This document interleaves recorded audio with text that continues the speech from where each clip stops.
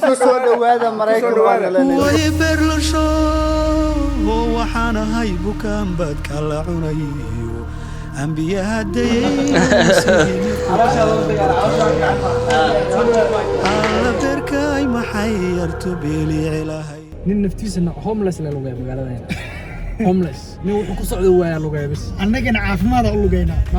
السلام عليكم ورحمة الله وبركاته وإذن سلام دمانتينا حلو بإذن تاو إذن وناكسن أنا جو عبد الله الروي كعليس واي ساس ما بالله يوتيوب ساس ملا فرو ما يا أنا سكلا أفرا تاس وا ودد هذا ودد يدين تاس إذا أوني زم جرتد أي ودد ما تن جايس تي عبد الله الروي سان هدي له هو وحكله سبيس باجان سكلا فات كيرا علوش على جرا السلام عليكم ورحمة الله وبركاته أنا كل شيء السلام عليكم ورحمة الله وبركاته ويلكم باك تو ماي يوتيوب شانل اجين ولكن صاحبكم شعيب باك ذاتس هاو يو سي dadka waa ka xanaajisay dadka hadalka waa loo jilciyaade la ila bas youtube waxa leeyahay maadaama wax bir iyo waxa isku soo laga hadalka la adkeeya wala adkeeya ifil guys soo dhawaada waxa waaye waxaanu joognaa SoundCloud Cabdullaahi ayaan isla joognaa Cabdullaahi ma wiiqana ha dadka ima garanayaan Cabdullaahi Roy ayaan wada joognaa nin faahfaahin u baahan maahan nin ballaaran weeyaan waxa waaye soo dhawaada kaalay dhalinyaro badan aad joogtaa dhalinyaro badan kisan kala caadi u la ma fahanteen dhalinyarada magaalada salaamay meesha iskuulka waxa la dhahatay kaysoo okay soo dhawaada Mareykan waana guys waxa waaye dhalinyaradii magaalada iska lahayd way xagan ku dhalatay si wallahi hore u barateen waa iyaga by the way ani xita laftiisa si wallahi ahay صح adiga maahan ku soo dhaw Mareykan guys Soomaaliga ugu yar yahay Soomaali badan way taala all right guys waxaanu joognaa SoundCloud aanu joognaa xaflad waxa uu imaanay hidii dhaqanka uu imaanay waxa soo raacnay Cabdullaahi Roy wala kale soo raacnay Cabdullaahi Roy horta markii koobaad si sharaf leh ugu soo dhawo channelkayga waa markii koobaad ku soo muuqanay channelkan sharafi karaama ay tahay anigoo yar daawan jiray inaan maanta ka soo muuqdo anoo nin weyn noqday goobta hadda aan ku sugannahay waxa weeye magaalada SoundCloud waxaana ka dhacayo xaflad hidaha iyo dhaqanka Soomaaliyeed taasoo inala ku casuumay si aan soo aragno Soomaalida Mareykanka waxa lagu yaqaanaa ilaalinta iyo kor u qaadiska hidaha iyo dhaqanka marka ay timaado qurba joogta ama dadka ka soo haajiray wadankii waa dadka ugu badan ee ku dhegan hidaha iyo dhaqanka ama ilaaliyo dhaqanka inta ugu badan hablo way xijaabihiin ma sha Allah dharkii hidaha iyo dhaqankana way wataan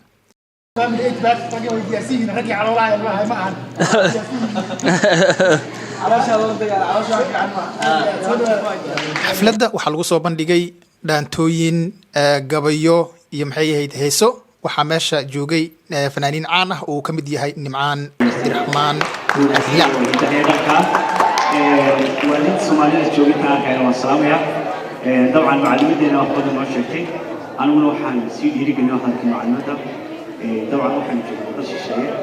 وحنا كنت حلقة markaa kadib waxaan u soo dhaqaaqnay dhankaas iyo magaalada Minneapolis iyo Saint Paul waa laba magaalo oo mataano ah jambigana isku haayo Saint Paul ayaa ah caasimadda kuna yaala guriga looga taliyo laakiin Minneapolis ayaa weyn labadooda waana magaaladan waxay caan ku tahay lakeska ama harooyinka waxa lagu magacaabaa magaaladii harada waxaana ku taalo 10,000 oo haro ayaa ku yaala mar haddii aad timaado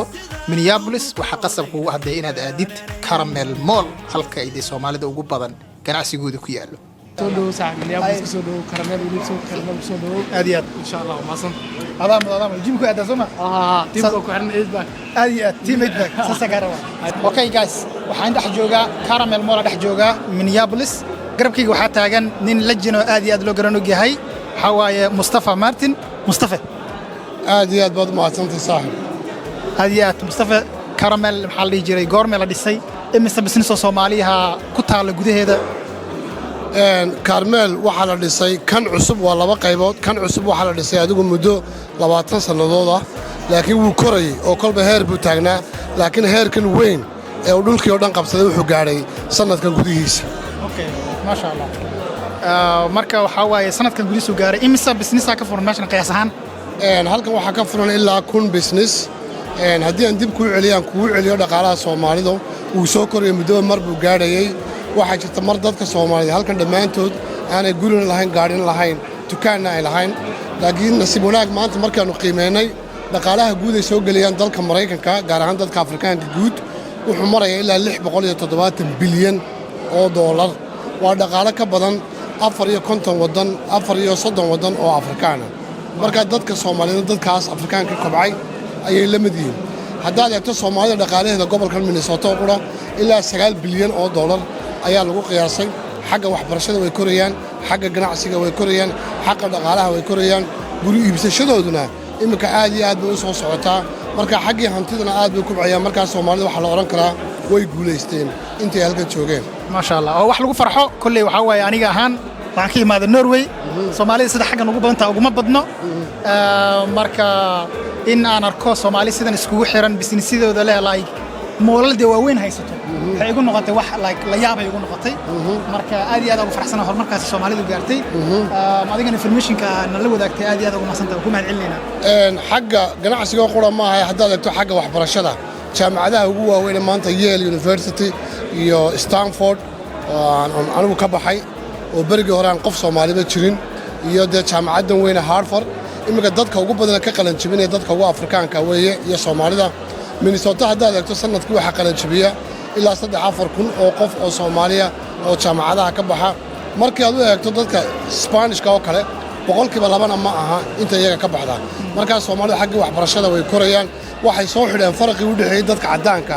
iyo dadka madowga xagga waxbarashada waxay kale ku guuleysteen hadii la eego xagga caafimaadka oo qayb lixaad leh amba laf dhabarba u tahay ummadda Soomaaliyeed xagga caafimaadka waxa jira ilaa 3,000 oo qof oo imka nurses ah waxa jira ugu yaraan 70 dhakhtar oo Soomaalida oo takhasuskoodu yahay dadka Afrikaanka amba cudurrada la yiraahdo tropical disease-ka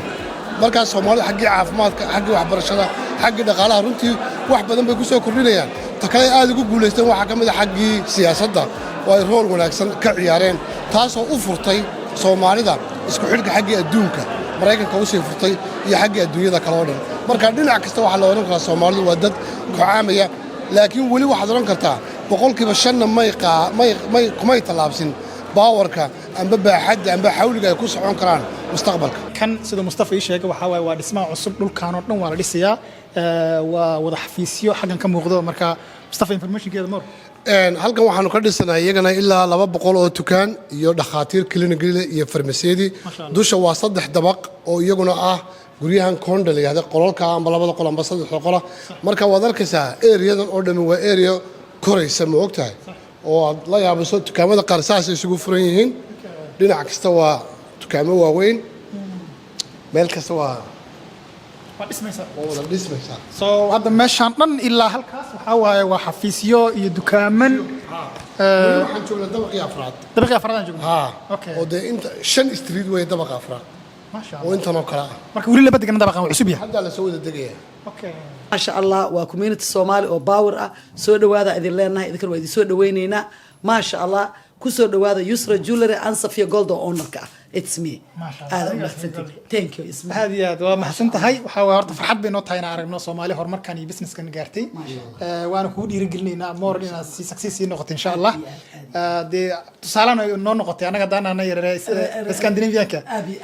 aad waa idin keenina branchiyada waa soo badin doona hadda mid kale aan soo wadnaa Yusra 2 oo ka soo socdo frontiga oo meesha cusub oo Carmel dhinaca Lake Street marka waa ku tala jirnaa inaan Fragrance ka dhigno aan keeno Norway iyo Sweden iyo Finland walkaas ilaa Ingiriiska inaan branchiyo oo magacaana aan keeno waxaana hay bukaan baad kala cunayo ambiyaha dayayno sidii neef bukaan bartawaan alla berkay maxay yartu beeli ilahay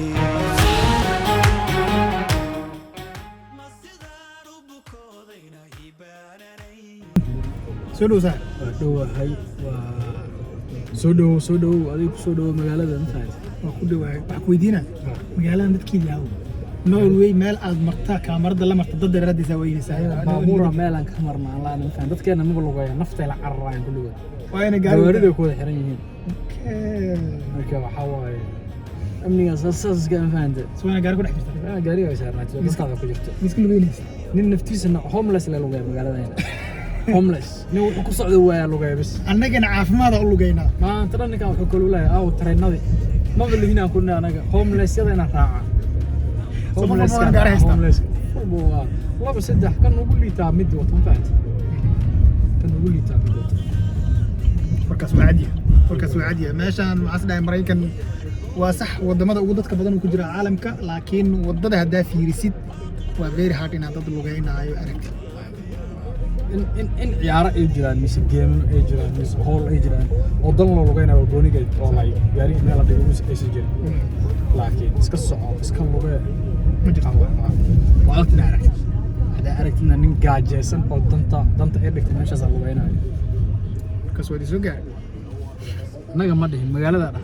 dhexdeeda